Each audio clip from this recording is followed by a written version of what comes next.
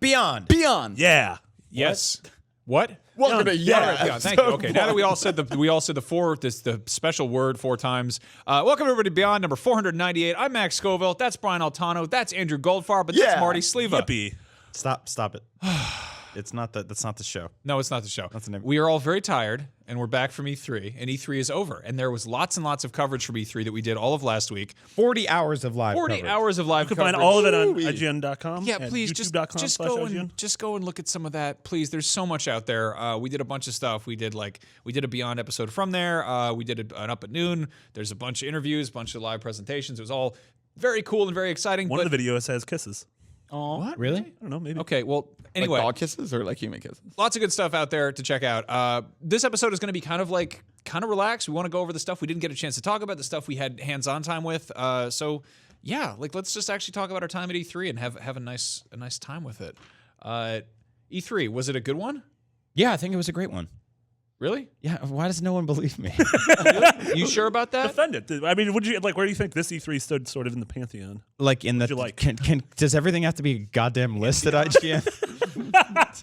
No, I mean, so it obviously last year we got a ton of huge big announcements and surprises. Yeah. And the year before that, it was a lot of that too. And I feel like coming out of this one, there was much more of almost a sense of kind of resignation, disappointment about it. But it's also like we're getting games. So I think one of the main things is Sony, especially over the last few years, have had these E3 conferences that we walk away from being like, holy crap, that was amazing. Because they show things like Shenmue 3 and Death Stranding and Final Fantasy VII Remake and a tease for Spider-Man, whereas we didn't really have that this year, especially at Sony.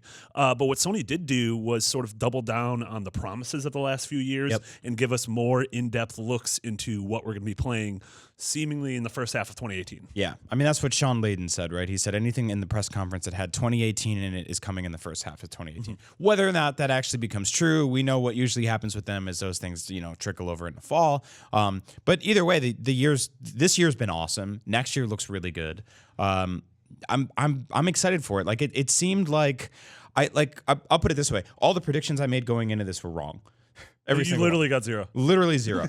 I thought we'd get a price drop because we got a new announcement from Microsoft. It seems like Sony was just like, oh, they're putting out a $500 console. Oh, we're going to just not do anything. Quo. We'll just, Yeah, I mean, they're so far ahead. It's like, why not just operate in a vacuum at this point? Yeah. I mean, I thought the C3, I think it depends on what you want from it at this point. I think for me, like, I am so excited for Detroit and Spider-Man and God of War and like, I love Shadow of the Colossus. So like, that actually was a huge surprise for me. Like, That was a great surprise. I walked away really, really happy with their conference. I think the people who go in expecting like every single bit of news to be at E3 were disappointed. Yeah, they also wanted a new game to be announced every 30 seconds. And it's very tough. It's like you're at this position with E3 where you're trying to please everybody, right? And like half the people are like, stop announcing stuff that doesn't have anything more than a logo. Exactly. Like Sony, I really respect that this year, that like nothing on their stage was just a logo. Yeah. Like everything had concrete, like, whether or not it's real or not, we'll see. But like Shadow of the Colossus looked amazing. And like we got to see that with the announcement. I think that that's really valuable. I hope we're getting away from the E3 trend of like God of War 7 coming never. We're not, because if you look at like IGN's just internal metrics, one of our most popular stories of the week was Metroid Prime 4 logo, basically, right? For Loco. Which I drink that. Yeah. No, that's a really good point. I think that Nintendo did a really good job of being like, hey, here's all stuff that's kind of coming out pretty soon. Like there were a few things that were like early 2018, but for the most part, they were like, here's stuff that's on the way. Mm-hmm. I mean, their conference was fan fiction though. Like for me, their conference was everything we wanted to hear, but like notice that, Metroid and all that other stuff, like Metroid and the core Pokemon game, which are the thing people are most excited for, don't even have a year. They have nothing. They didn't even hint at 2018. So that's why I think Sony did a better job of being at least like, this is concrete, this is real. We got to see Spider-Man gameplay for the first time. Because even if it's delayed till... So to that point, though, those were also sort of just shut up and stop asking. If anything, it's sort of like, it's being like, hey, this is the thing we're working on. We're not giving you a date because it might take a minute, but I mean, Nintendo tends to deliver on that stuff. Yeah. It's also being like, hey, we have a new system. Here are games that are coming out for it. Here's stuff that's around the corner. So if you want to get on board, it's a good time to get on board. I mean, that's why Sony was really smart to just put 2018 and leave it at that. Right. Because I think, like if one of those games slips to February 2019, it's not that big of a deal. I think that giving some ballpark is important. I think just like the games, like, I'm amazed that Days Gone just didn't have anything, that we still have, like, no indication. Well, I think the reason for that, which we can talk about later, is I think there's still a chance that it comes out this year. Yeah, I think it's probably right in the line, yeah.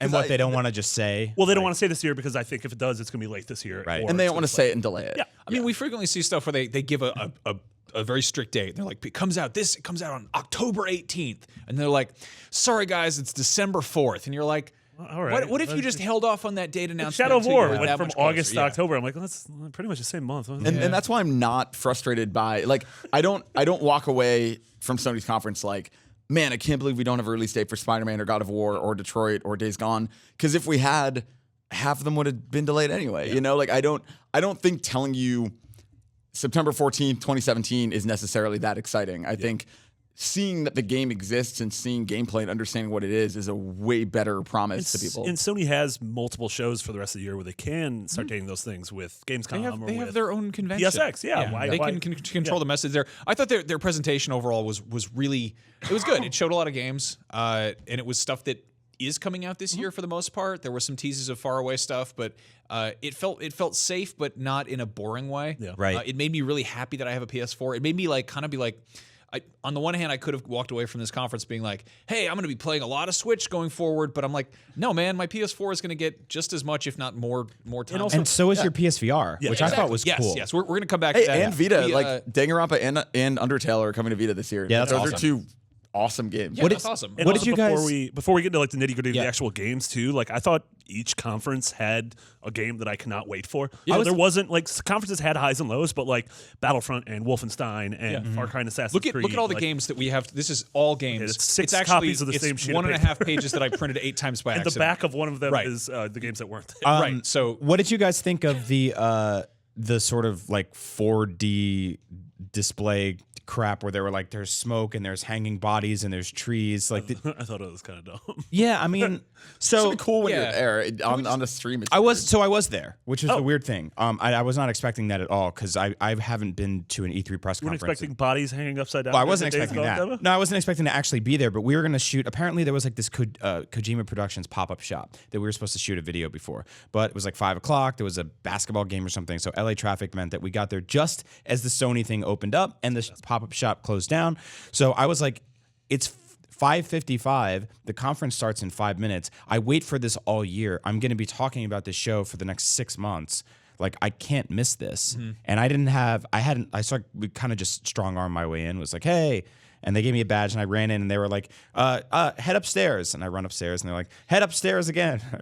I did this like 6 times and I was sitting there like, damn, I'm glad I got in shape this year. 'Cause dead I as ran hell up right several now. stairs. So they put me in the like absolute tip top last row, nosebleed, and I'm like, cool, I'm still here. Like people dream of this, and I'm here. This is awesome. And then the curtains come down, and they start doing the Uncharted stuff and the Days Gone thing. The Days Gone thing is weird because they just start dropping all these like dead bodies hanging from nooses, and I'm like, oh, that's kind of a problem. It's weird because they showed that in the stream. Like we saw all of that. It's just, I imagine that works a lot better when it's 15 feet from you and not when. So what didn't was the fireworks that they started putting off during like the Call of Duty stuff. Like it was actual like gunshot. I didn't even know those were there. Yeah, that's the thing. You can't even tell, right? I think So it's a bad idea. I mean, I think it's a great idea. I also think that what they should do is they should have Sean Layden come out at the beginning and he should go like, hey, everyone, welcome to Sony's E3 Press Conference 2018. Thank you all for coming. Here is our special presentation. And then it just cut to 45 minutes of trailers that were glued together by an editor. And then he comes back at the end and he's like, as you can see, the power of PlayStation is stronger than ever. Thank you for watching. Goodbye. I mean, that's literally Nintendo Direct. Yeah, well, I think it's what everyone should be doing because there's so much room for error. There's so much. You still have that weird conference jank, like Ubisoft had We it. didn't have any sound on our end because of some weird Yeah, echo for like the with first 3 seconds. Right, streaming of Twitch right. and the HDMI cable or whatever. No, I think the big question after this year's E3 It wasn't just you guys, by the way. Yeah, it was it was everybody. But the who is E3 for right now? Because it's obviously like it historically was a trade show for 25 years, and then they're like, hey, now it's open to 15,000 fans, which is cool, but you can't just say that and make that a thing because that kind of screws it up for everybody. I mean, obviously, like a buyer from Best Buy or whatever is going to the best buyer. He's going to get to the front of the line in Activision. He's going to have like special VIP treatment everywhere. Yep. And people with media badges are going to be able to like maybe get to the front of the line. Maybe they have appointments. Who knows? But if you're a fan and you've waited in line for hours and you pre-ordered your ticket or whatever, you did all the hoops to jump through to get to E3, and you get there and it's like, oh, it's 9:30 in the morning and you got to wait 4 hours to play a game. Well, okay, and that's not really a good use of the space. It's just, I feel like it's inconvenient for everybody. The heart's in the right place, but end of the day, like maybe pivot it so we've got an extra 2 days tacked onto the end of E3 that's just for fans, like Gamescom does it. I think that makes a ton I of agree. sense. I think that's like more for like the boots on the ground people. For the people watching the and then the shows are kind of very the same excited way. about that. Sorry, So the ground. Yeah. No, for people watching the show, like it's probably, I mean, it's better than ever now because it's like you can watch, like Treehouse Live. You can watch IGN Live. Like we stream for 40 hours. We had devs on every 10 minutes interviewing, us doing interviews over gameplay and stuff like that. There's that's a week of work. You can be like, I'm not going to go in this week and just stay home and consume. But for the actual show itself, it's sort of totally spun out of control. So I'm wondering. Yeah, I'm wondering what it becomes, especially like you guys said, with PSX, with like 15 Nintendo Directs, which I'm sure Microsoft's like a year away from them having their own weekend or whatever. I mean, like, PSX makes it's perfect sense to have like the pageantry and like, oh, we've got dead bodies and fireworks because those are people who are fans and they're there to see that. They want to see like this is their Coachella, Right. But for E3, when it's all live streamed anyway, it doesn't really make a ton of sense. Well, half the people in the audience are like clients and salespeople, and they're not even like, it's not like, I totally get it. PSX is like bring those old nooses back out or whatever. Stop talking about the dead bodies. They and were fireworks. there. I didn't make that up. But like when they show the Spider-Man stuff, right? They're like, hey, he goes on scaffolds in that game, right? And you're like, yeah. And they're like, well, we brought some out on the stage. We're like, oh, that's all right, great. And then what? They go away. And then what do you do with them? Like, it's also super funny because you go back and you watch the first E3 Sony presser. Yeah. And it's in like a hotel banquet hall. And there's like a folding table up top. It looks like the award ceremony from Boogie Nights. It's like this totally half-assed, like, okay, you guys had $75 and like some folding chairs. Yeah, I really liked what they did last year with the orchestra. Like that was really cool. Well, it felt classier. I mean, I think like in that way, last year versus this year, I think the opening of the show kind of had that again this year. But it last year felt like a fancy award show. And this year felt like a fan experience thing. Yeah. And I mean, kind of to Max's point, like either one of those works at E3 right now because E3 is sort of becoming everybody's show. Mm-hmm. It's funny because like E3 back in the day as the main point of contact where, you had to prove to investors that you had a game coming in every quarter. So you did get a lot of release dates. You did get a lot of announcements. Like it's sort of decentralized now because a lot of people specifically don't announce at E3 because they don't want to get lost in the shuffle. So I think we're in this really weird boat where anyone who's watching these conferences really thinking that they're going to get every single morsel of information probably isn't. Like, I actually really like EA's approach where they very clearly from the very beginning, they were like, we have 8 games here today. Yeah. And they showed those 8 games and that was it. And like some of them were new, like they announced Anthem, they announced A Way Out. But in general, like they've learned the lesson that we're never going to see another Vidoc about Criterion drawing cars on paper. Yeah, because that doesn't work. Someday. And you're never going to see another like sort of PowerPoint presentation with the circle graphs about market share and stuff. Yeah. It's in terms of like sheer information. The press conferences are becoming lighter and lighter on that, but they are hitting or at least attempting to hit certain beats that people have now come to expect. Mm-hmm. Like Sony now, for I believe the second year in a row, has ended on like something an extended demo. Yeah, it was Days Gone last year, and it was and I think that what people really want is a new thing. Like you end your show with X new thing. Yeah, like Ubisoft always does. Yeah, one more thing. Yeah. I said, I think I said this in the post show that I feel like a lot of people who are a little disappointed in Sony's conference for not having that new thing. I feel like Sony made a mistake by revealing The Last of Us 2 at PSX and not holding it for this year. Since, I mean, Last of Us 2 obviously wasn't here. It was one of the big absent games of the show. Had they not shown it at PSX and had the conference ended, Spider-Man, and then the one more thing was The Last of Us 2 teaser. Yeah, but then, you got to do something for PSX though, right? They had Lost Legacy. Yeah, I feel like they could have. I agree with you there. They could have split those 2 Naughty Dog game announcements in half. You got to get those Naughty Dogs away from each other. Yeah. E3's also start humping. E3's a weird show to show something that's not at E3. Like it's a really weird show to be like, here's an extended gameplay demo of a new game. It's not here. Have fun. Like I think again, it splits what is this conference for. Right. If it's for the people watching at home, it makes perfect sense to reveal all your big stuff and say what's coming. If it's for the people at the show, theoretically, it should just be kind of running through what is available to well, play even at that, show. like the Spider-Man thing, right? They end they end the conference with Spider-Man, and then if you're one of the 15,000 fans that paid hundreds of dollars to get into E3, you're probably like, oh, I can play that this week, right? No. Yeah. Like it's behind closed doors. Like if you're with press, like somebody might play it for you. Like I don't know how you guys demoed it. Someone but- played it in the room. They shut it off. But it's not like, some guy buys a ticket. He's not playing that game. So it's like not necessarily it's just weird. There's a lot of stuff to work out. Yeah, I mean, if you look at sort of the skeleton and the roots of what E3 is, it's a trade show, and the whole point of conferences beforehand was to be like, here's a briefing of what we're showing off. If you're attending this trade show, obviously you work in this industry, and this is stuff of some professional interest to you. And it's kind of odd because it's become so kind of intertwined with gaming as a hobby and as a culture, and that people want to get like first dibs on checking something out. And so there is that there's that enthusiast press side of things where you're like, I want to get in there and just see it early. But as far as it being like, hi, I'm Sean Layton. I'm from PlayStation. Here are the games we're going to have on the show floor for you to check out. And, it's effectively getting all of the explanation out of the way. And then you go to the actual trade show and it's sitting there and you hold it and you play it and you go, I don't know if this is any good. Or this is great. well, it's also I like the, 10,000 of it. Or I love that. It's also what you're saying about, like, keep in mind, and it's a little inside baseball, I guess, but like E3 as an actual thing is very different than what the press conferences are. Like yeah, the ESA sold tickets to 15,000 members of the public, but Sony rented an auditorium and held a press conference to advertise its games that it has coming out. Right. Like, they're not beholden to, and like they obviously do it in partnership with the ESA and time it with E3, and they rent a booth on the show floor, but like they're not beholden to whatever is happening with E3 proper. Maybe it's And I think really- that's why it's a Ultimately, weird.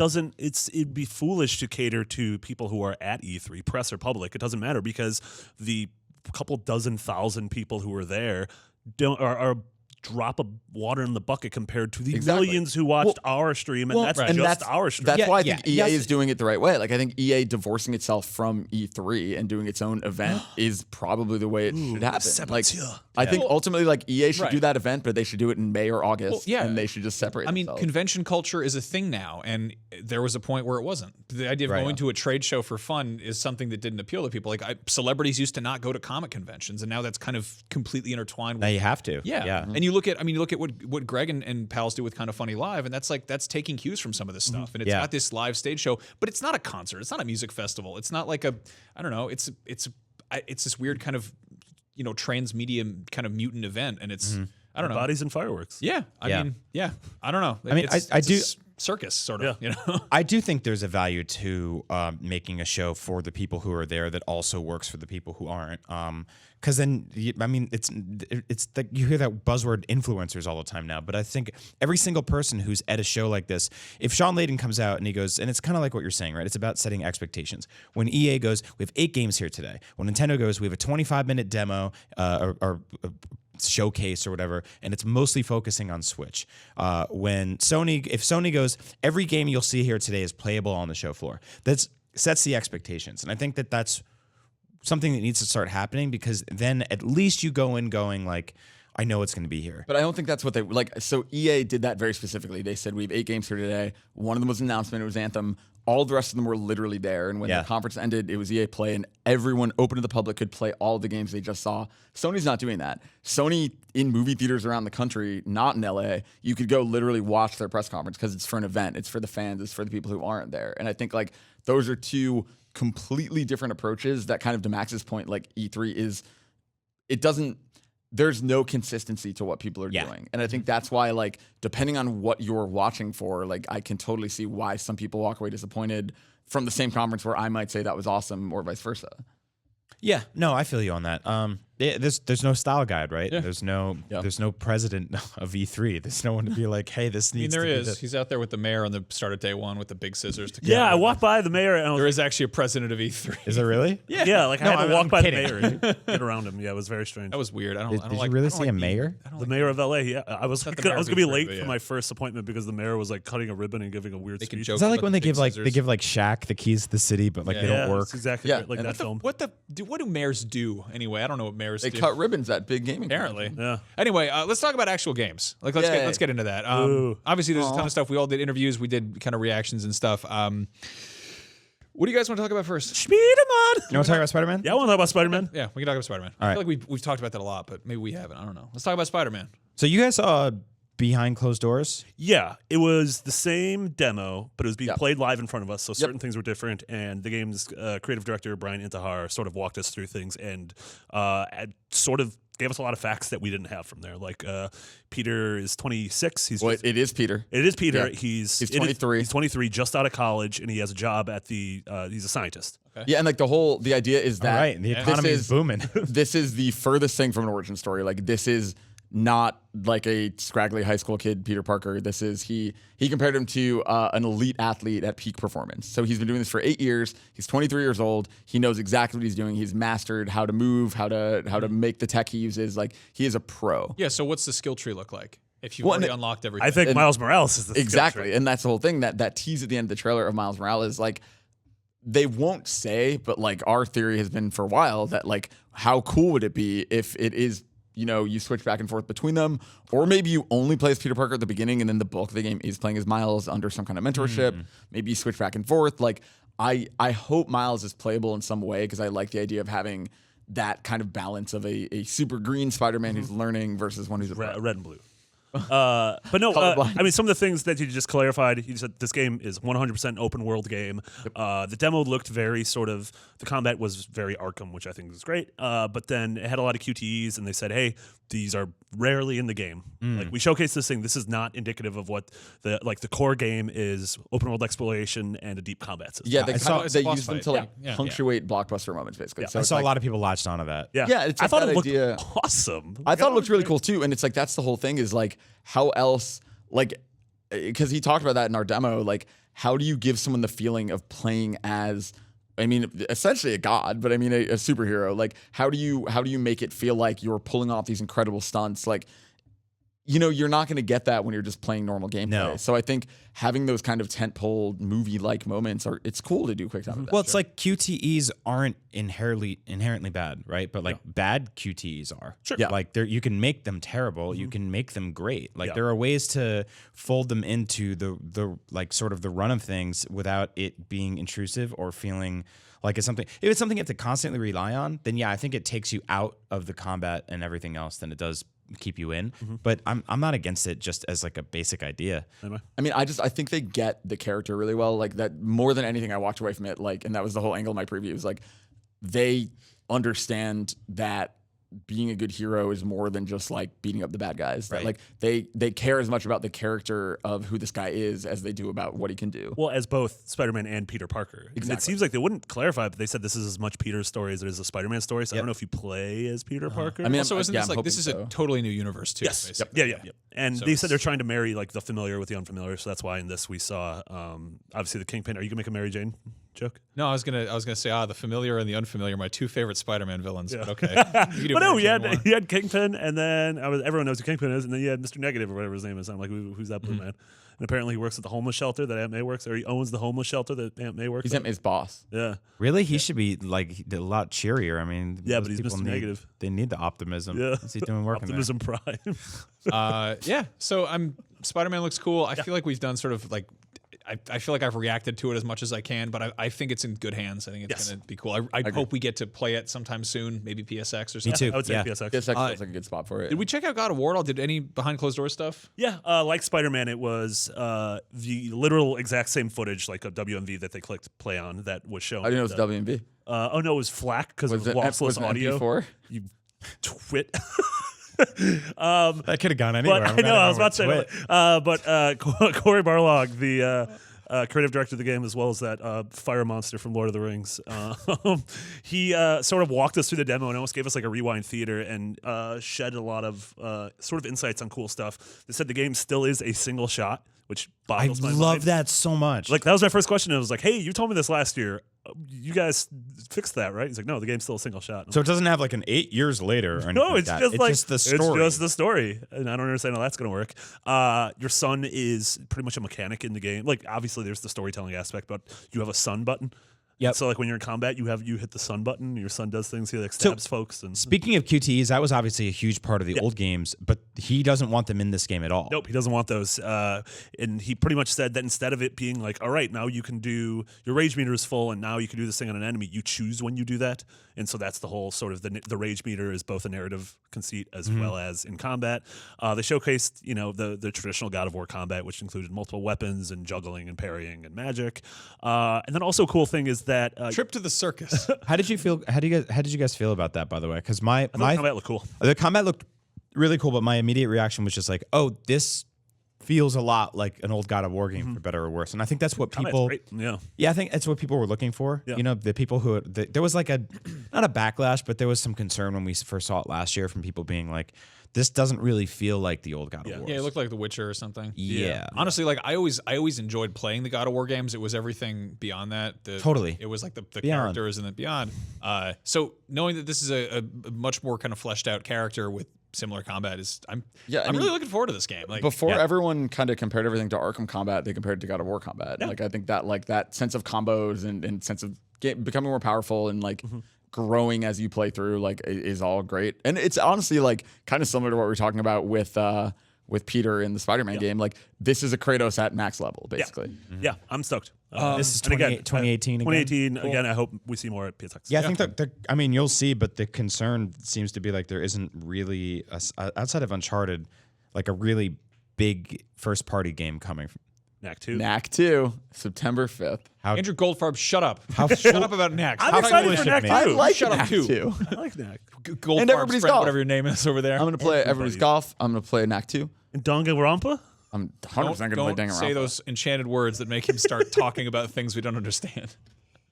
Yeah, so Days Gone, that's a game, I think. Yeah. I did a demo or an interview with those guys. I think it's really interesting how the thing they showed off last year, which was like, hey, it's an action zombie game. There's a lot of traversal. You're fighting a lot of zombies at once with a machine gun.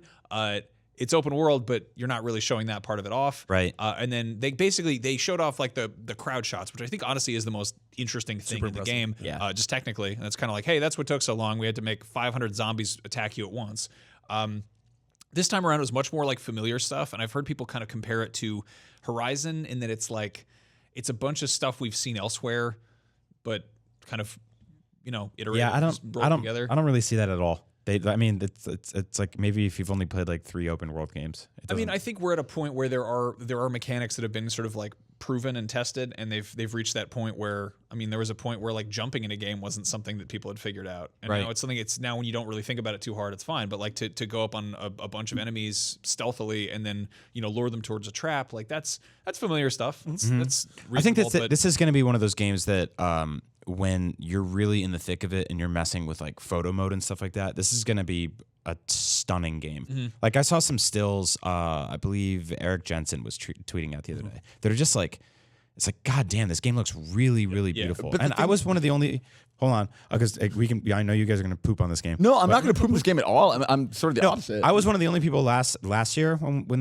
we first started hearing about it that was like, I'm optimistic about this one. And then I saw more of it this year and I'm like, yeah, I'm totally down. Like I think the weird mix between your main character, the sort of like villains that you're fighting, Freakers, which I hate that name. it sucks. It's a bad name. Guys, we It can call them sucks. zombies. It's fine. Yeah. No, Sean Layton said that, and then I called them out on the show. I was like, Sean Layton said it. Your boss said it. It's like let me call them zombies, and they were like, freakers. No, remember when Sony told us that we had to write Drive Club as the name of the game? Remember when Ubisoft said it had to be watch_dogs? We have the power to not do that. Yeah, we can just not do that. No, but then you throw in like zombie animals and bears and stuff like that, and I'm like, okay, I like where this is going as a sandbox. As a story, what remains to be seen. But the idea of like you're in the middle of a zombie bear fight and 2 guys come out with shotguns to kill you, and then all of a sudden 50 zombies come running towards you. Like there's a lot of room for insanity in there, which is kind of what I play video games. I love right? that moment in the demo where he used the swarm as pretty much a tool to solve a puzzle. Yeah. It was opening the gate and the swarm Yeah. taking out all of the dudes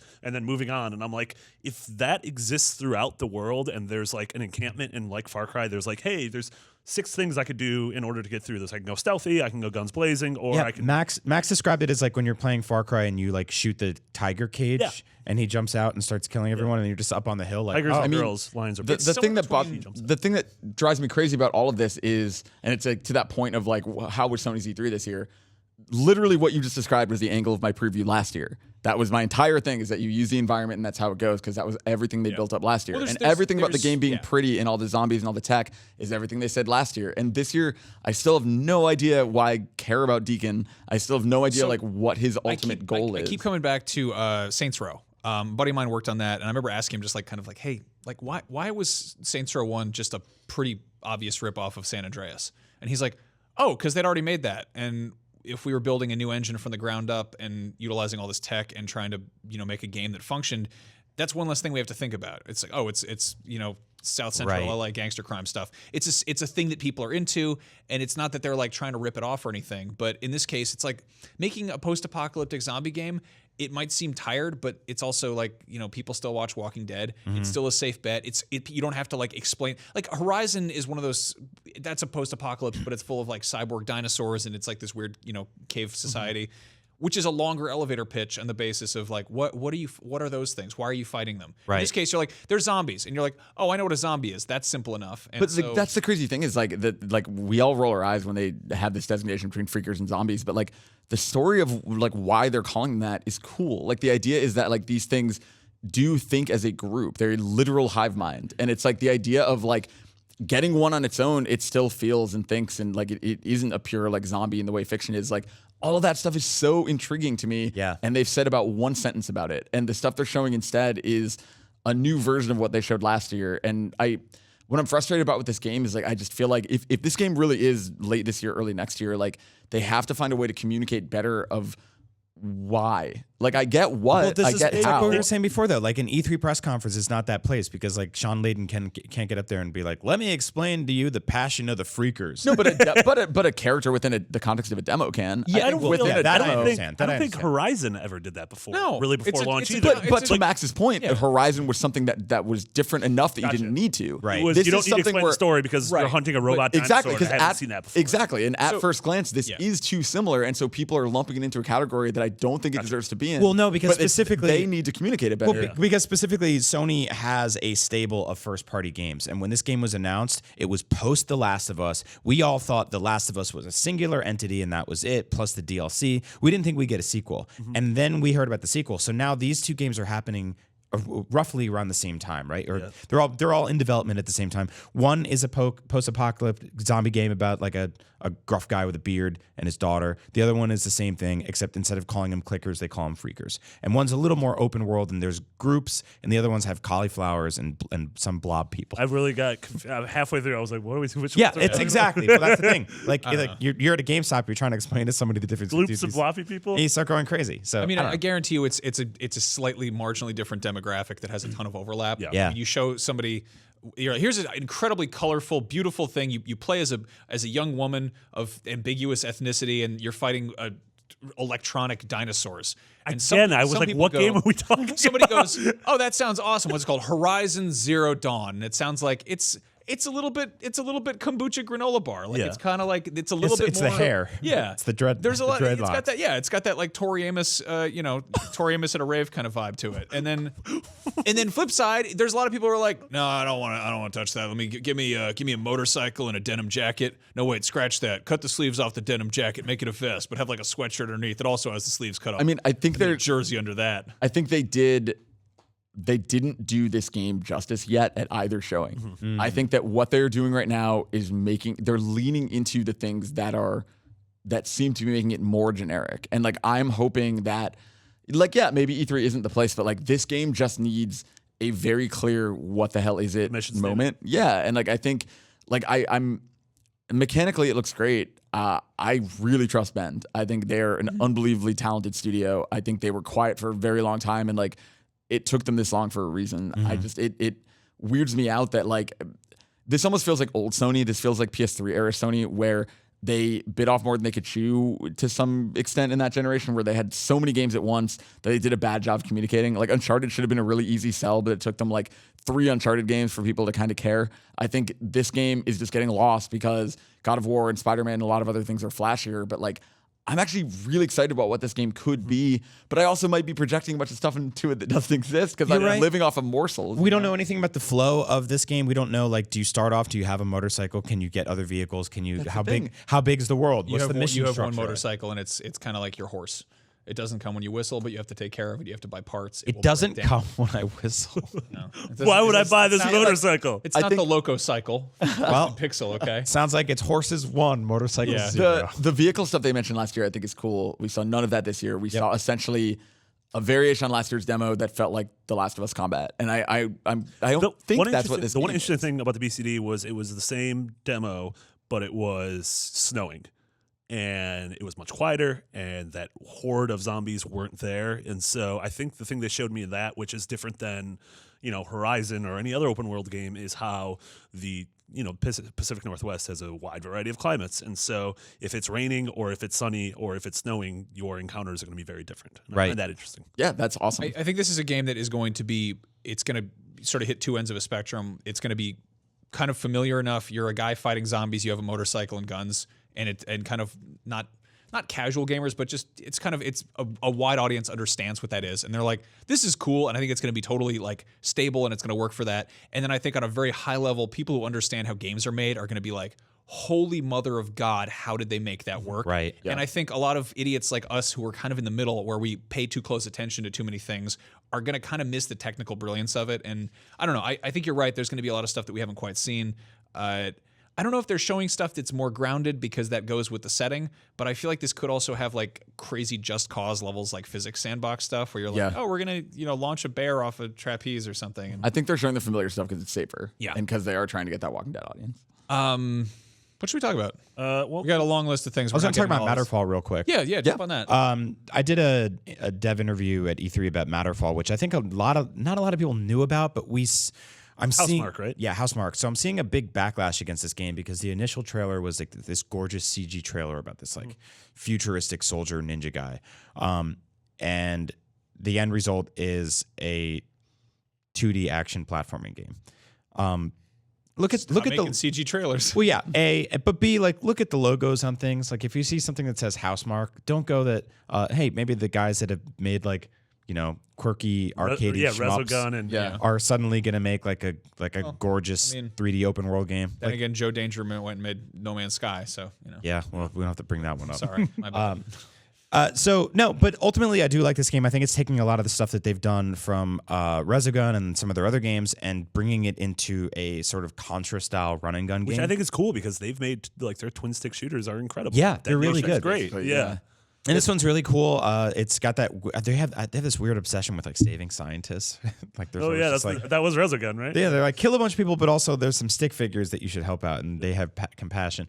But I like this game. I like it a lot. It's going to be one of those things where when you're playing it, you're not really thinking about how beautiful it is and how technical it is, but it's another one of those like Housemarque type situations where like something blows up or somebody drops something or like a grenade hits a wall and it explodes into a billion beautiful 4K particles. And you're like, you didn't need to do that, but I'm glad you did. Yeah, those guys have like a big thing for voxels. Yeah. They just love to be like, hey, if you make the pixels real big, they could be cute. Yeah. So we don't have to spend a ton of time on it, but like, go check out my interview with them. It's really cool. If you're interested in Resogun, I know that was one of my favorite games at the PS4 launch, and it's absolutely. definitely one of those like sort of graphical showcases for the system. Keep an eye out on this one. What are you gonna say? I was gonna say it makes their demo so like fun to watch, like genuinely gorgeous to just like stare at. And of course, it's one of those things where like when you're awesome at it, like it's gonna look even better to play. Like watching high level people play Resogun is just like it's this beautiful fireworks show. You guys want to talk about some of Ubisoft stuff? Yeah, let's do it.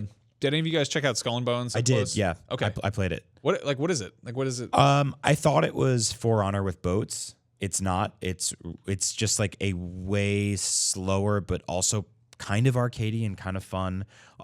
Sort of like pirate boat shooting simulator. Is it literally AC4 but without getting off the boat? Like Kind of. just the combat It part? feels a little bit You heavier. only play as the boat, right? You only play as the In boat. theory, you're not even running around the boat, Yeah. at least in this demo. It feels like a slower twisted metal, but when you look down at your car, there's 40 men on it. Like it's kind of weird because it's like you're like piloting this huge or steering this huge. I don't know anything about nautical You're terms. driving. Driving. Really? Driving the boat. You're driving the boat? Okay, whatever. There's no road. It's all wet. Yeah, they call it the wet road. Okay. They're Sailing. sailing. That's the word we're looking for. Judges? I know, but you look down and there's just like all these guys walking back and forth across the plank or the No, you don't walk back and forth across the plank. When you get to the end of the plank, you go to the crocodiles. the galley, Yeah. Yeah, the galley. That'll work. the parrot. No. Why did we study the pirate game? I don't know. Why did we said literally anyone else? I didn't mean to. I wanted to go in and play Far Cry, but they were like, "We play the fire game instead." It's cool though. I will never play it when it comes out, but I like it more than I thought I did. I mean, What a terrible segment. Thank you, Brian. Age 8. No, like, so I was talking to one of the PR guys about this, but in addition to kind of the multiplayer stuff they were showing off, which I think just demos well because you get people actually like fighting each other. Yeah. There's that part which I think it's it's not really fair to compare it to For Honor, but it does have that element to it where it's sort of like it's not.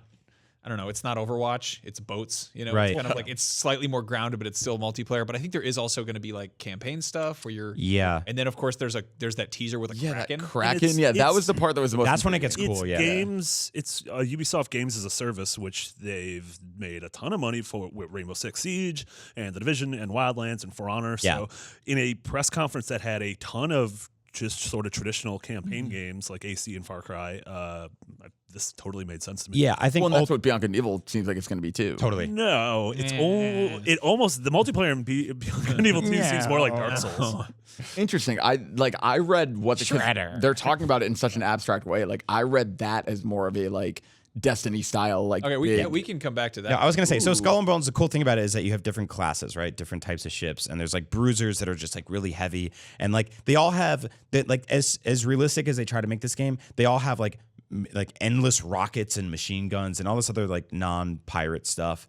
But one thing I noticed is that like Cannonballs? tons, but I like said rockets. no, like but it shoots like 70 of them at the same time. Like it looks like a modern warship. Yeah.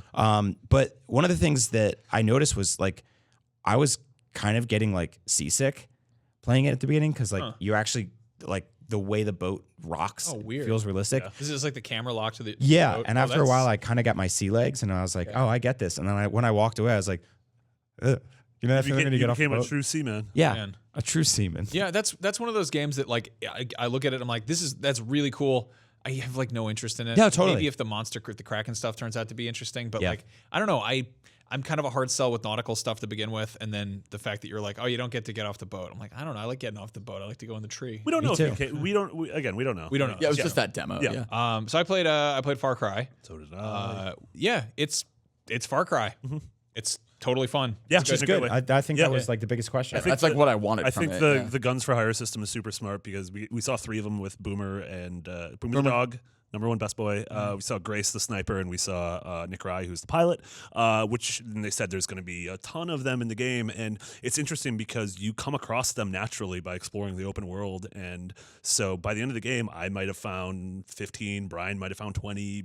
A ton different than I did. So like the way we're going to play the game and handle these encounters are going to be different player to player. Yeah, the map discovery, it feels like Skyrim. Like it feels like you pass an area and then it'll go boom, boom, boom, and you're It's like, like oh, there's deer diegetic. around here. Yeah, if you pass a deer crossing sign, all of a sudden that's You on said your map. diegetic. I say it's like Skyrim. I feel like I'm probably better at this than you. No one knows what diegetic means. Dan Hay told us in our interview, which is the first time I had heard Can't have this, sugar, right?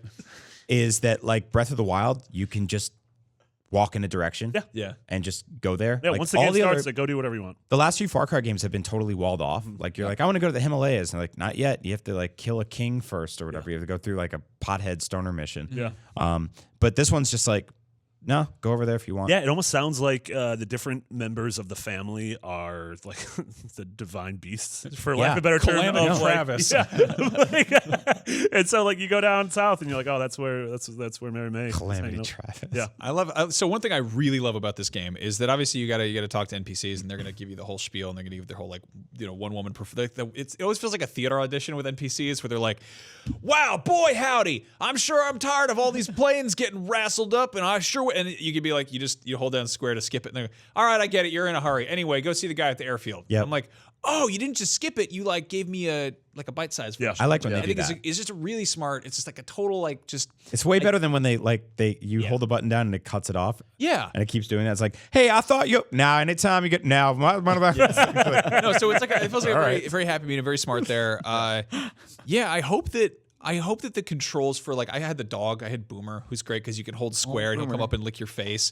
And They'll shoot him. We found out they will shoot that dog. yeah, but if the dog you gotta- dies, he comes back to life a little bit later. Yeah. Yeah. Like real All dog. dogs have 9 lives.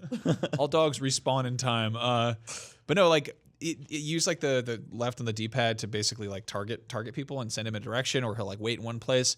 I kind of wish there was just like a go kill guys, command. And maybe there is with like I think there skill is. points Yeah. and stuff. Yeah. Yeah, you can let the AI just sort of speak for themselves. But yeah, it feels fun. This is one of those things where like I'm less impressed with the setting. Like I'm like it's fine. It's redneck America, whatever. I love the tropical stuff in the first game. Right. There's obviously less like wacky things going on, but at the same time, I think the way that we're going to explore it feels really fun. The demo was kind of culminated with flying planes, doing some aerial combat, which I did not like. Oh, really? It was really. The controls are a little bit wonky on that, and it's just disorientating. And like the way the other ship was moving was really fast, and it was almost like when you are playing a space shooter. See, the flying And it's like- controls in Far Cry have always been wonky, but like the vehicles are wonky. You're in like a they're supposed- collider or whatever. so You're Yeah. in The like thing this is- rickety thing that's like has Gyrocopter, bicycle yeah. wheels. Yeah, on yeah. it. So basically, they send you on this mission to go meet up with the guy at the airfield, who's the dude you see in that trailer, who's putting miniguns on his yellow plane or whatever. Right. You go see that guy, and he's like in the middle of fighting dudes off. So you show up and he's like, yeah, in a second. And you're like, well, I guess I'll kill these dudes who are here. And then once you finish that, you can talk to him. And he's like, go in my plane. And you're like, okay. And there's like silos that you have to blow up. And you go and you blow up the silos and it's fine. You got missiles and bombs and machine guns and stuff. And that felt like a totally, enjoyable mission. And then they're like, oh no, one of the bad planes is here. And you have to fight this bad plane. There's nothing inherently bad about the plane. And the plane It's doesn't. person Yeah, in the okay. Well, the plane. man in the plane is bad. I don't know. The plane could be cursed. It's a They racist don't plane. go into a bunch of backstory about the racist plane. Okay. I want plane lore. Anyway, the plane is like it's just maneuvering better than you, and it's Yeah. not kicking your ass. So you're just sort of like chasing it. So like obviously the demo itself was like super fast paced. And one thing I love about Far Cry is like I suck at games, but Far Cry is something I'm okay at. Like I've gotten the hang of it. And I think there was one year where I basically just I just stealth through the demo, and they were like, oh well. You didn't really show off a whole lot. You just kind of ran through and did it. And I was like, I've never played this game before. I don't know Yeah. how I did that. But yeah, I was like, I went in, I kicked a bunch of ass, and then I get in the plane, and I'm like, all right, come on, let me shoot. Well, you. when I feel like you that's play something games- in it- 9 months that they Yeah. can. Yeah, I was Yeah, about to say. 100%. But also when you play games like a kind of a crazy person with Far Cry, it totally works. Like you can shoot a grenade at the wrong place and then like a field catches on fire and a tiger dies and you're like, I'm good at the game. I mean, that's like the exciting thing about Far Cry and kind of this year in general. I mean, you mentioned like it being Breath of the Wild, like, and even like Detroit's on this list. Like, I love how many games coming relatively soon are like my experience can be dramatically different from yours. And that's like more and more what I want to see, I think, especially from like bigger open world games. You mentioned Detroit. Just really quickly going to that. That's probably the game I did the biggest 180 on at this show. yeah. I went from last year. I was like, it looks fine. The demo, I was like, it just looks like more Quantic Tree. But like seeing the full demo of Marcus, I'm like, holy crap! I am totally sold on this game. Wow, I think so it's on board for that gorgeous. game. I think the story is awesome. I think the writing and performances we saw in this demo were wonderful. Yeah, you I guys got to came back play from last this year's thing demo, gushing. and I really liked playing it. Like, Yeah. So I'm I was like the opposite, where last year I was like, oh, that's super fascinating. I love David Cage. I love what Quantic Dreams does. To this year's demo, I was like, oh, it's another one of those like, are androids bad or good? Are they help or are they human? Do you love them or throw them away? I think the charm. But of that then you game will guys be- came back and I was like, okay, I'm on board. I think the charm of that game will be like the weird details. Yeah. like finding. Yes, Yeah, that's exactly it. And like that's the thing, the conference demos don't do it justice, because I remember seeing the BCD of the one you played this year and trying to talk about all these little moments of nuance in it where you don't get it until you're you see it extended, and they can't do like a 20-minute demo on stage, obviously. Right. But like, I think the same thing with this year's demo, like the little tiny weird moments and the little decisions, not the big decisions, not like, do I shoot the human or do I let him live? Like the tinier thing. The part in Heavy Rain where you had to change that diaper, but if you do it weird, you're just like this fat guy doing a dance by a poopy baby. That's a good part in that game. It's not a weird stuff. I don't remember that at all. Or the making dinner. the stripping scene. Oh, yeah. Like if you played that wrong, it was just like this woman having a seizure. Help me, I'm stuck in my shirt. Let me out. Even if you played it right, it was just like, please stop. Yeah, it was like stop. You're this. ruining sex. Yeah. Yeah. So Can we talk about Assassin's Creed? Yeah, let's talk about Assassin's Creed. So Assassin's Creed, I feel like that's a series that will just occasionally become way too formulaic, and then they'll just try a bunch of stuff to shake things up, and sometimes it works and sometimes it doesn't. And in this case, I feel like they're trying so many things to totally revitalize the franchise, and I really appreciate that. But I'm worried that this is going to be sort of a mess.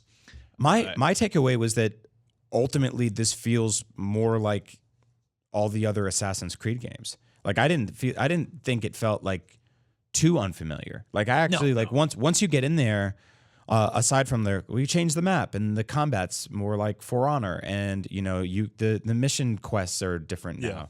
I'm like, ultimately this feels like the voice acting, the character design, the art direction, the fact that when you die it still says freaking desynchronized, which means are they still doing that stuff? Just stop doing it. Like for it did. Interesting. It did say that. I died a bunch of times. They also never addressed the Animus stuff until like 2 weeks before. Well, even like the loading screens, right? So I guess you're still running around. You die, it says desynchronized, and then you're running around Hologram Town again, until it comes back. But it's like ultimately, get it, Jake. It's Hologram Town. I don't think this is a franchise that needed 2 years off. I think it's a franchise that needed 4. I don't know. I'm playing this like within 2 minutes. I was like, oh man, I'm so excited for this game. I love Assassin's Creed. I loved Syndicate, and I sort of missed not having it last year. Yeah, I mean, I agree. Syndicate, I think, is my favorite Assassin's game, and we were talking about this, I think, on previous episodes. Sure. But like, I think so many people got turned off that they didn't really follow the last few, where they did fix a lot of this little iterative stuff. No, I mean, like, don't get me wrong. This is going to be an awesome another Assassin's Creed game. But see, I feel like the doesn't teams are feel like bigger. it doesn't feel like a series reboot or anything like that to me. I mean, I think it's at least the beginning of what could be one, if that makes sense, because I feel like they're stepping back a lot further in terms of what is available to you mechanically, like what are the options you have going into a new city. Like it seems like they're at least setting it up to become way more open than it's ever been. It is totally. In the past. That's what it's like. There's no sequences anymore. The game is open. It's a quest-based system. I really like that part. Yeah, totally. And we mentioned Skyrim and Breath of the Wild. That's totally what this feels like. Jumping into it feels kind of like The Witcher in a lot of ways. The combat felt pretty good. The camera is really not great. I don't know if they're going to tweak it or whatever. I had major. A lot of people are complaining about that, and I was totally. I had major problems with it too. Maybe you were outside or something. I don't know. I did. It was weird seeing, because I didn't play the demo, but I watched like your footage and I watched some footage around.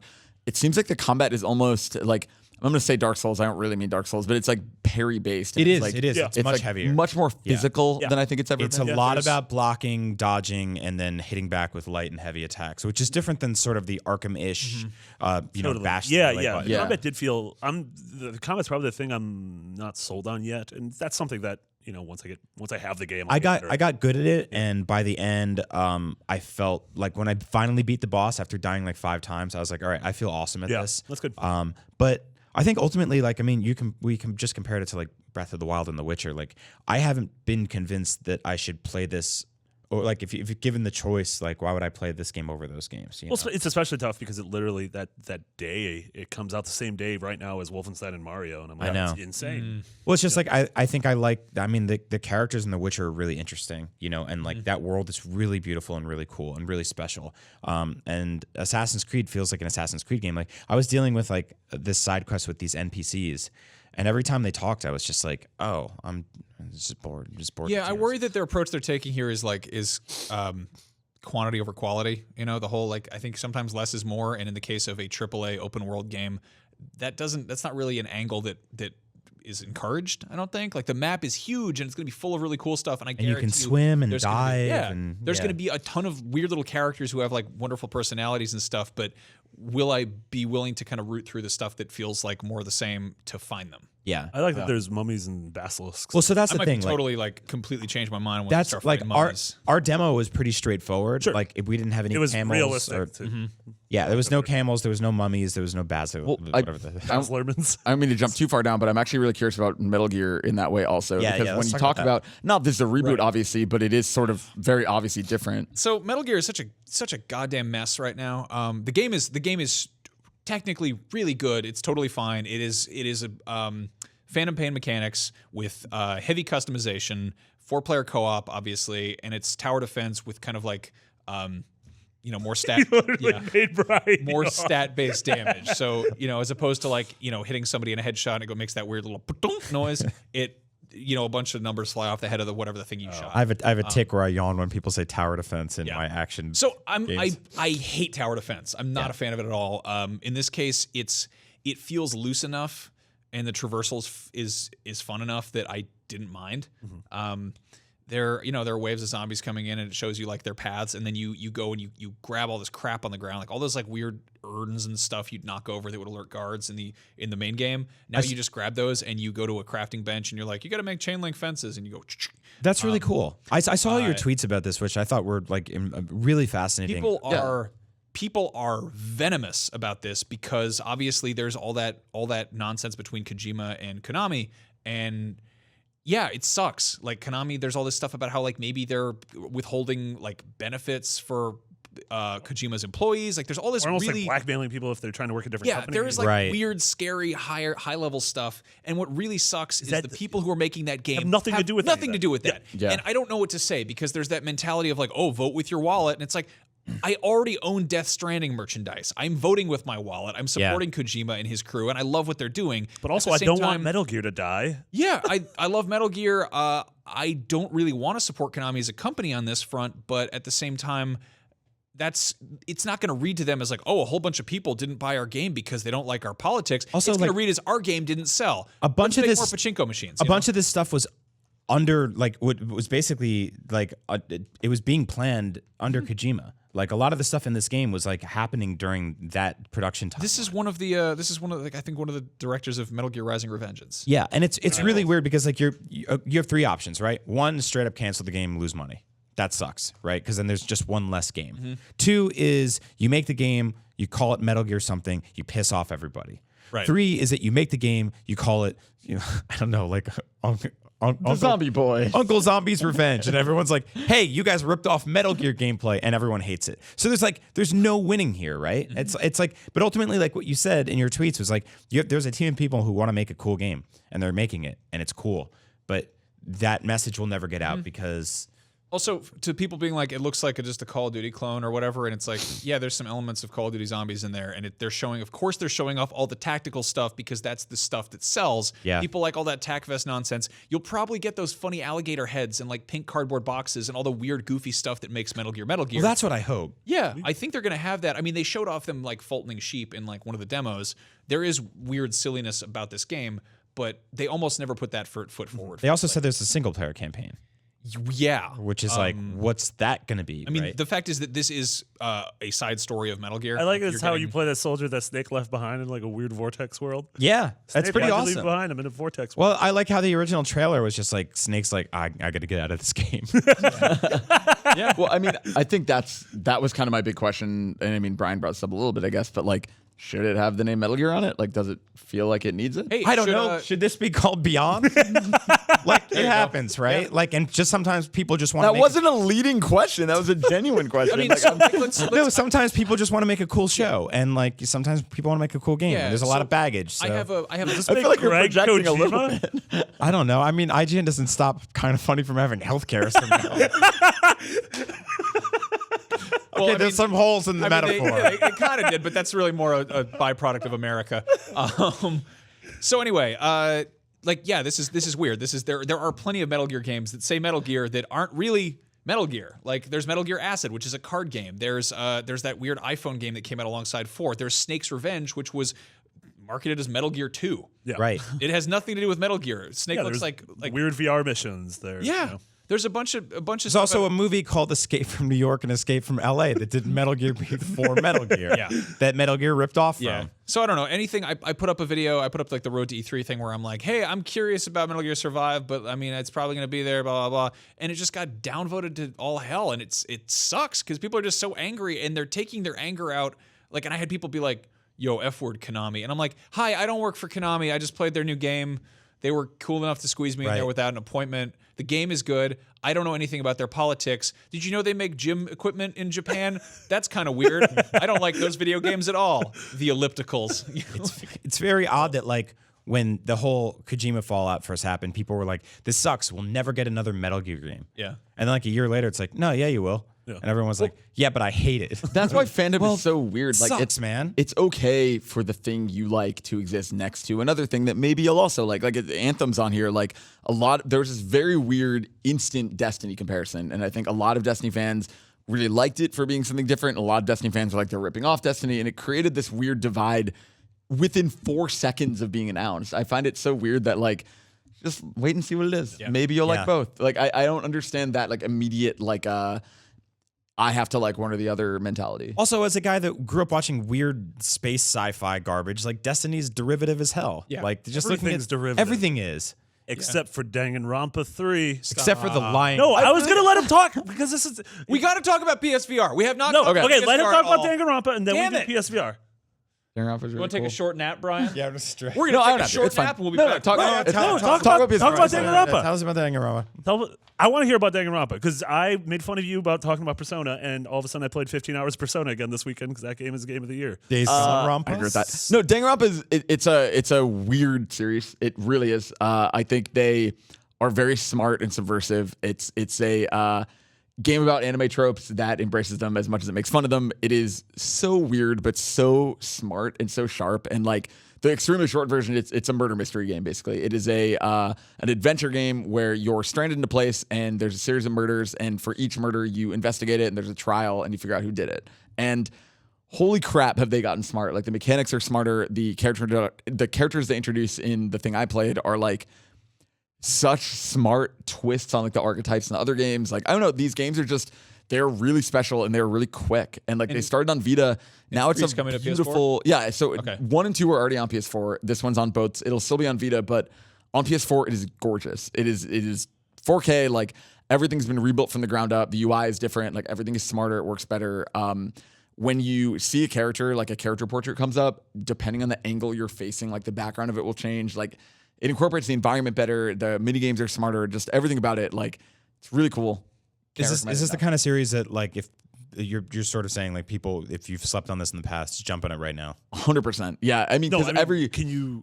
Every case is like there's connections, but like it's still a brand new cast of characters. Like I feel like parts of it I'm sure would be confusing, but I feel like it seems like is 2 considerably better than 1 in terms of mechanics, or is it? So I like the story of 1 and the characters of 1 way better, but 2, totally rethought the mechanics. It added like an RPG system where you're leveling up as you go and where you can kind of keep track of things better. And then it added like lots of like weird little like mini games within it that are even separate from the main game. I mean, those games are like 8 hours each. Like you could easily jump into those. Is Danganronpa 3 this year or next year? September 26th. Oh, wow. Sweet. Okay. Well, there you go. Cool. All right. Now we can talk about Okay. Now we can talk about your hack games. People got all mad because we didn't talk about this at all. We ran out of time on the PlayStation post show or whatever in the hour and a half we were recording. That anyway, we didn't talk about PSVR. We didn't talk about PSVR. Sony showed off a bunch of PSVR stuff at their conference, which is awesome because we were like, we have expensive hats with nothing to do with our hats. We need and they were like bang. Like there was even before the conference started, they announced Superhot is coming to PSVR. Which is so nice. That's one of the best. So excited. They for were that. partnered with Oculus, so it was kind of this weird legal gray area in terms of where that goes. Yeah. I'm excited to play that. I do this thing with VR. I think specifically with VR where I don't really want to demo something, or I don't want to do it until I'm in my own living room and I get to play it on my own terms. Because of conjunctivitis. Yeah. Yeah, I'm with you. It's gross. I only do VR completely nude. It's just the only way. Otherwise, Even at trade shows. the clothes get all confused with the camera. It's Can't be naked if you're wearing a hat. Yeah. What? No, That's why a lot like of how moved out of your basement. Yeah, partially, but yeah, no, it's like Terminator. They can't go back in time with clothes on. It's going to screw it all up. But no, they showed off a bunch of stuff at Sony. First of all, Skyrim VR. Yeah. What could possibly go wrong? All of it. Yeah. So that's an interesting one because I think it's one of those things where people are like hamburger pizza, and you're like, I love both of those things. And you're like, oh God, when you put them together, it's a disaster. That said, sometimes you get drunk and want to eat that thing, and then you throw up. Yep. Which Skyrim VR might do to a lot of people. We rocked the hell out of that metaphor, Max. Yeah. So this is going to be interesting. There's two things happening here. There is Skyrim coming to VR, and there's Skyrim coming to Switch. The Skyrim Switch thing, I'm super fascinated by because you've got Nintendo, who's got a track record for like the most polished, like safe, functional games ever, and Bethesda, who puts out like games where horses get stuck in walls. This will be the jankiest game Link's been in since Wand of Gamelon. This is either Nintendo's most broken game or Bethesda's most polished. Also, Skyrim had a hell of an E3. Like 7 announcements, Skyrim pinball. You're coming to old. Wonder Swan color.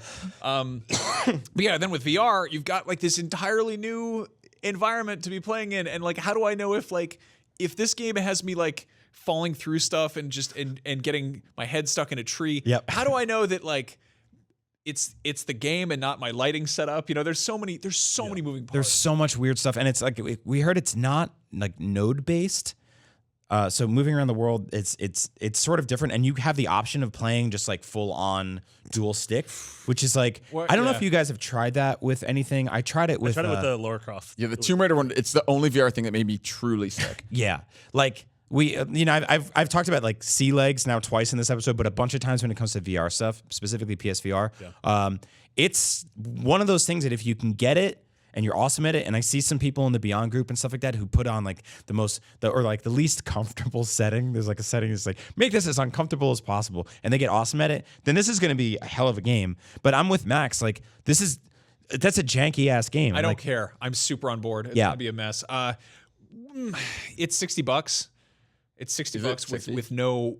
Like it's a new VR game. It's Skyrim in VR. It's kind of clear what it is. Yeah. I wish that maybe they were like, oh, it looks like you already own the remastered edition. Oh, it's $30. You know, something like that. I know it's a different thing.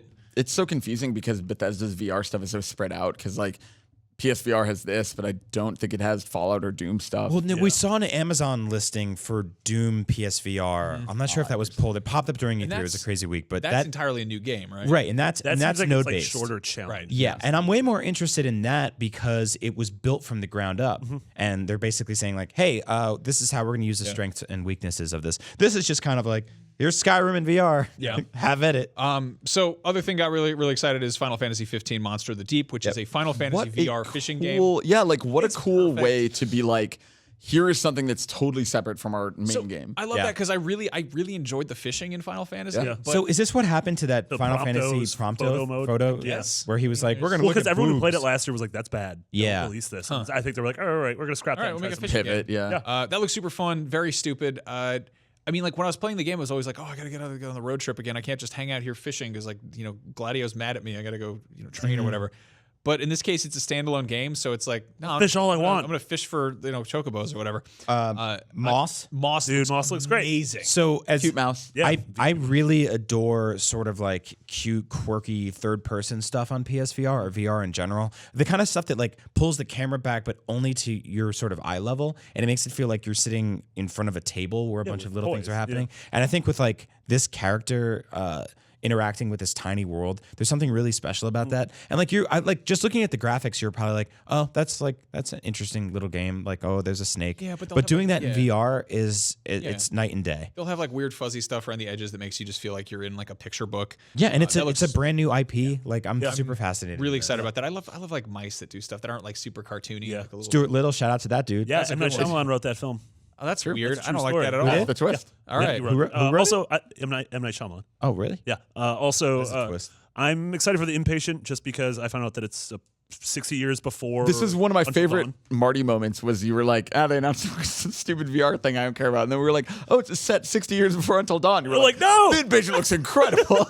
Well, see, that's what I just want Until Dawn too. as we were talking about before, like the Metal Gear thing, right? Like the struggle of calling something a new thing is like it's so hard to break through with a new IP in movies, in TV, in anything. That's why they're like, oh, it's a Fargo TV show and all this other stuff. Like everything's got to be familiar. Yeah. Hey, it's the 40th Transformers movie.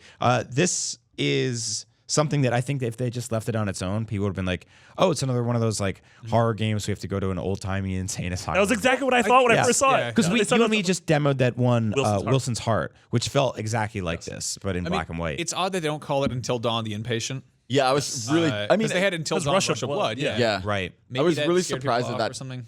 came out later. Like I'm press wondering. release. Yeah. Yeah. And then there was Star Child, where there's this thing that looks like the Schick Hydro Man robot, like the Hydrobot, whatever. Like, it looks like that, but it's just a big robot that's fighting people. It's those demoing those like third-person VR games. Never impressive. Actually doing it is so cool. Yeah, VR is really hard to demo. I mean, we were talking about this on the predictions episode. Like, it makes it really hard to show people what are you actually getting until they walk into Best Buy and put the thing in their face. It's the same with like 4K consoles and all this stuff. Like we're at this point now where like you cannot judge stuff by looking at a YouTube video on your phone. Yep. You just can't. Like, I mean, you can. You'd be mostly wrong. But you shouldn't. Like, if you're really interested in this stuff, like, you got to get out there and put the hat on or stand in front of a big 4K TV and really get in there. Really see that mouse. With this huge list of games, I mean, in the absence of, I don't think there's any rapid fire. So before we get stuff that wasn't there, like, do you want to go around and say game of the show? Is that worth doing? Spider-Man. Yeah, I mean, a game. Yeah, is Spider-Man a game? We saw them play Spider-Man's my game of the show. Beyond Good and Evil is my thing of the show. I want to give a quick shout out to two things. One, Evil Within 2, which I'm super happy they're making that game. I'm kind of surprised we even got the first one to begin with because it was this like weird half spin-off to Resident Evil 4. I'm a little confused they haven't said that it's, as far as I've seen, they haven't explicitly said it's Mikami directing and that's the same team. Like, I'm a little... From what I've heard, it's not. Interesting. Yeah. Well, I mean, the one thing about the last game was that it was like not cohesive in any way whatsoever. So if this one makes a little more sense, which doesn't look like because it looks like there's pouring milk all over that. There's a bunch of milkmen in this one. And 2 is Bloodstained, which is we got to see a very, very early look at this game. It's years away, like most Kickstarter games, but they were cool enough to bring it by our live show, and it feels totally like the spiritual successor to Symphony of the Night. I'm a huge Castlevania fan, so I'm super into this. Mighty Number 9. Yeah, definitely. Cool. Goldfarb, anything? No, I mean, I guess nothing else. I just, there's so many games, you know, and I feel like well, there's so many things we didn't have time to mention. We're running over time, and we could easily do a second episode next week. Good thing is, there probably won't be a whole lot of news next week, so we can keep doing the same list. Because I want to hear about the Beyond Good and Evil thing for sure from you boys. I got to interview the creator of Yakuza, which is like, that dude is intense. I was like, is he gonna be like a businessman, or is he gonna be dressed like a menacing street thug, you know? Yeah. And he shows up and he's wearing like leather Vans slip-ons with like spikes on them and like a gold chain and this like acid wash denim jacket with tears all over it. And I was like, yeah, I'm glad I wore a Hawaiian shirt. This is good. I'm not overdressed. Yakuza 6 looks insane. It looks gorgeous, and I'm stoked that's, I think, coming out pretty soon. They remastered the first whole game. In the office, they call him Dr. Coos. Dr. Yakuz? Dr. Coos. Dr. Coos. That's terrible. I don't think they do that at all. Yeah, I'm also like, I started Wolfenstein is like $10 on I think it's probably going off sale like tomorrow or something, but that was like $10 over the weekend. Jump on that E3 sale on honestly, just go to that game is probably cheap as hell, like physical otherwise. Get through the first hour. Exactly. Don't get turned off by the beginning. Yeah. It's super fun. Parts of it are super dumb shooter, parts of it are like very Half-Life 2-esque, and then it's just this cool world, and the second one is looking really interesting. Yeah. So I'm stoked to check out more of that, which I didn't expect going into E3. So those are some of the things from E3. Some of the many lists. One of the games you have listed is John Madam's Football Fighter. John Madam's Football Fighters. They're back again, and they're throwing the food around every which way. It's not real. What's wrong with you? Anyway, I'm tired, man. We're gonna wrap this up and go home. And as always, you can hit us up on Twitter if you've got more things to ask or complain about or whatever. I'm Max Scoville. Brian is Agent Bizzle. Andrew is Garfep, and Marty is Mick Biggity with 2 G's and 2 T's. Yeah, and thank you guys so much for watching our E3 coverage. For anyone we met down there. Yeah, for anyone we ran into, it was an absolute blast making that show with you guys and for you guys. So thank you. Yeah. And head on over to the Beyond YouTube channel, which is youtube.com/IGNBeyond. And of course, our group is facebook.com/group/podcastbeyond. So hop over there and make some friends and talk about games and do whatnot. And that's it. That's the end of the show. Good night. We love you. Goodbye. Beyond.